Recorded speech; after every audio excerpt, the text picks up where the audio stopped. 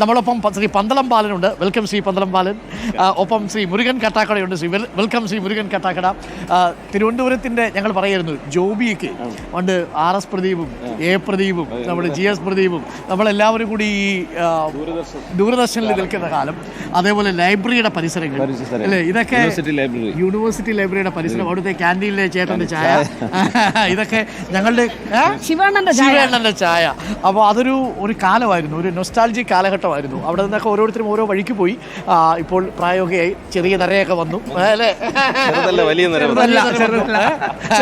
ചെറുതല്ലാത്ത. പക്ഷെ അന്ന് ഇപ്പോഴും നരയ്ക്കാതിരിക്കുന്ന ഒരാളുണ്ട്, ശ്രീ പന്തളം ബാലൻ. അദ്ദേഹത്തിന് മുഖത്ത് നോക്കിയാൽ നിറ എവിടെയെങ്കിലും കാണാൻ പറ്റൂ. കൊല്ലം കഴിയുന്നോറും പ്രായം കുറയുന്ന ഒരു കലാകാരനാണ്. പലരും ചോദിക്കാറുണ്ട് അത് എന്തുകൊണ്ടാണെന്ന്. മനസ്സിന്റെ നന്മ കൊണ്ടാണെന്ന് പറയും. തീർച്ചയായും അല്ലാതെ ഡയ്യുടെ കറുപ്പ് കൊണ്ടല്ല,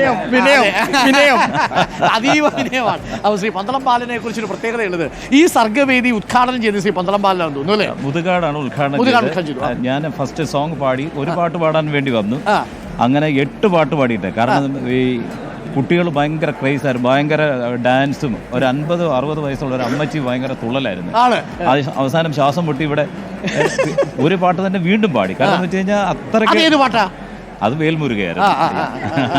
കാരണം അവർക്ക് എനർജി കിട്ടി. ഇല്ലുമിനാജി വെച്ചാൽ അത് എൻ്റെ പോലെ എനിക്കതറിയില്ല. ഈ പുതിയ തലമുറ പാട്ട് പ്രശ്നമാവുന്നുണ്ടോ പന്തളം? ഇല്ല, നമ്മൾ ട്രൈ ചെയ്താൽ ശരിക്കും പറഞ്ഞാൽ മെലഡിയസ് സോങ്ങിന്റെ കിങ് ആണ് കേട്ടോ. അതായത് അത്തരം ഭാവാർദ്രമായ ഗാനങ്ങൾ ഇങ്ങനെ പന്തളം ബാലൻ പാടിക്കഴിഞ്ഞാണല്ലോ അതിങ്ങനെ കേട്ടിരിക്കും. ഒരിക്കൽ നമുക്ക് ആ പാട്ടൊന്ന് കേട്ട് തുടങ്ങാമെന്ന് തോന്നുന്നു. അപ്പോൾ പന്തളം ബാലൻ്റെ ഒരു ഗാനത്തോടു കൂടി നമ്മുടെ സർഗ്ഗവേദിയിലെ ഇന്നത്തെ കലാപരിപാടികൾക്ക് തുടക്കമാവുകയാണ്. തലസ്ഥാനം മുഴുവൻ കേൾക്കും കേട്ടോ, കേൾക്കാം.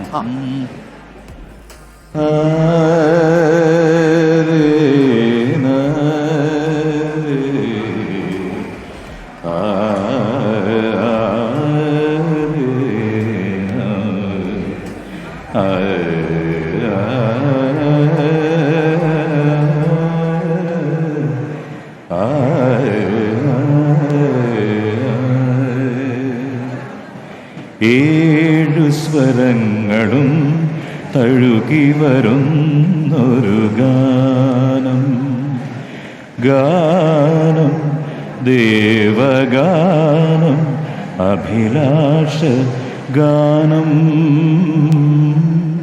മാനസവീണയിൽ കരപരിലാളന ജാലം, ജാലം ഇന്ദ്രജാലം, അതിലോല ലോലം. ഏഴു സ്വരങ്ങളും തഴുകി വരുന്നൊരു ഗാനം.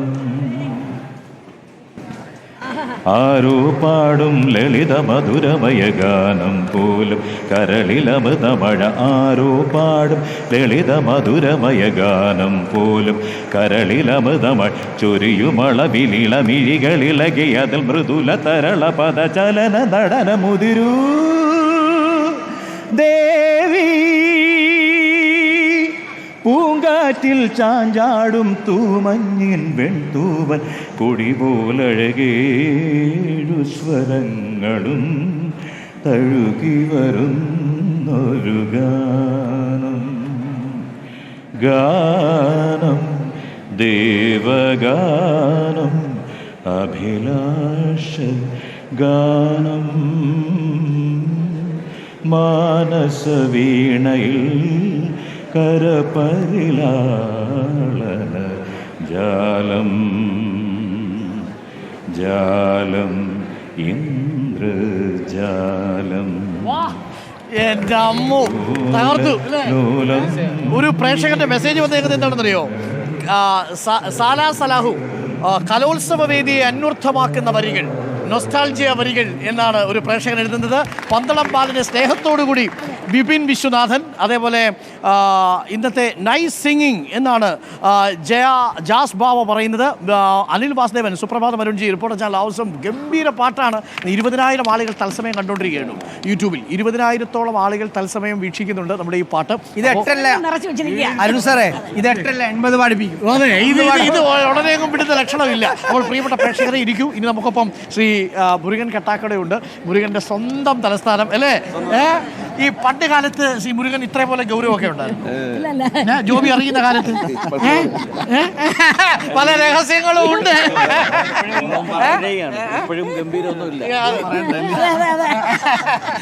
പലതും അല്ലേ ഞങ്ങളുടെ സായാഹ്നങ്ങളാണ്. അതെ, ആ സായാഹ്നങ്ങൾ ഗംഭീര സായാഹ്നങ്ങളായിരുന്നു കേട്ടോ. അതിൽ ചില സായാഹ്നങ്ങളിലൊക്കെ നമ്മളും വന്ന് കൊച്ചുകുട്ടിയായിട്ട് ഇങ്ങനെ ഇരിക്കും. അപ്പൊ അത് ഇവരൊക്കെ മുതിർന്ന ആൾക്കാരാണ്.